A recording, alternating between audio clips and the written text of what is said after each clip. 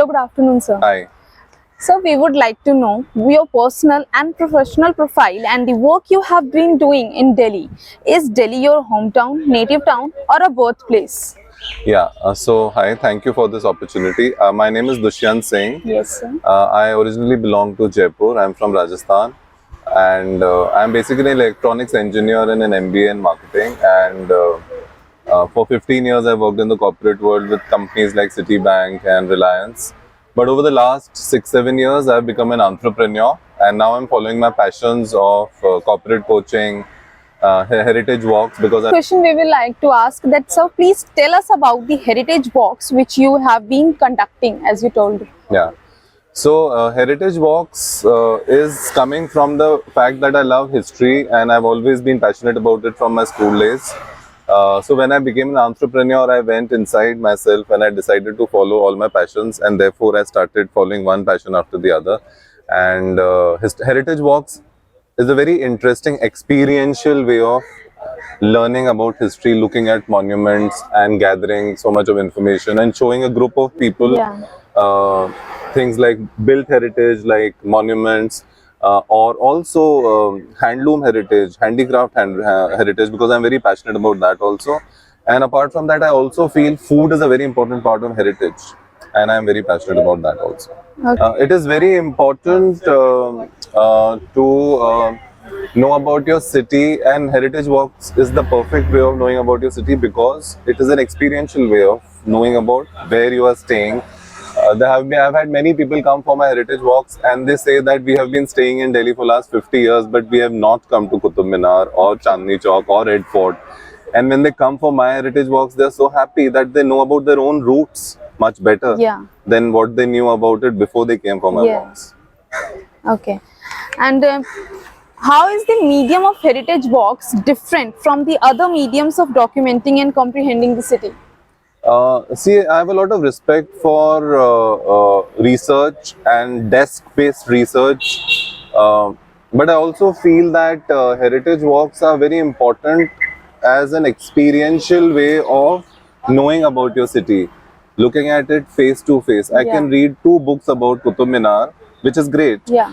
But I think it is even better and more impactful if I go there, look at every brick of the monument, Yeah. every stone of that place, know with my eyes, touch it, feel it. The tactile aspect of Heritage Walk is very, very impactful.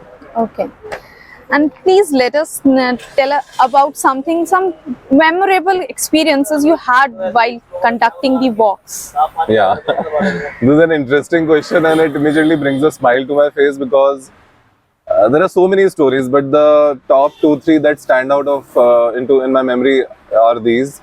That once I was doing this heritage walk at the National Museum, Okay. and a mother came to me after the heritage walk was finished. That I want to thank you so much. I said, why? What happened? I'm very happy today. I asked her what happened.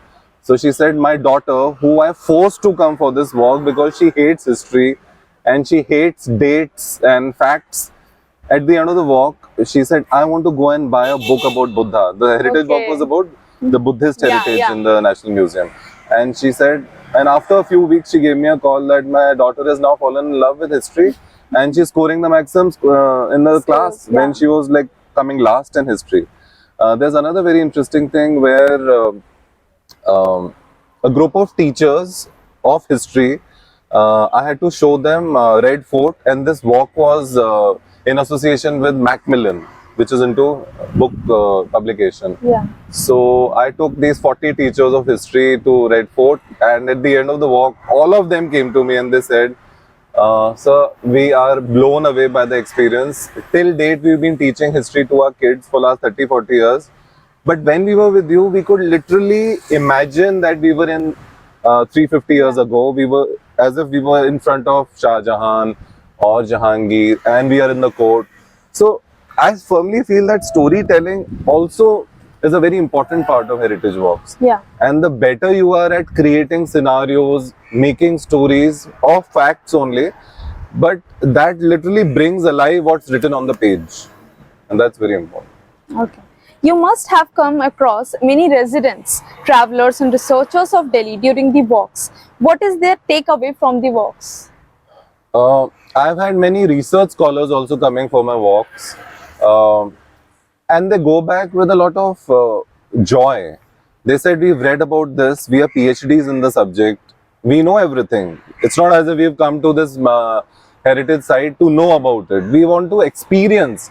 So, as I said, the tactile aspect, the multi-sensorial aspect of a heritage walks brings alive a certain site or a location in a very different way from what it is printed on a page. Okay.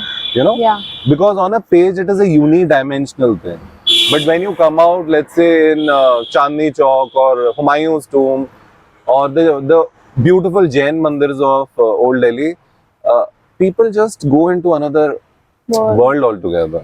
Yeah. And they love it. Yeah, sure. Personally, what would you like to tell Yeah. rest about the city of the Delhi? Personally, what would I like? What do you like this rest about the city? I love everything about Delhi. I love its food also.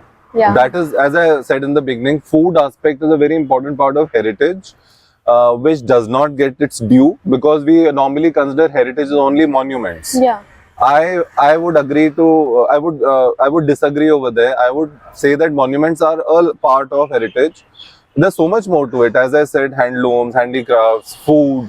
So I do a lot of heritage walks in Old Delhi where I show them authentic food, the kind of shops people don't even know about. Yeah.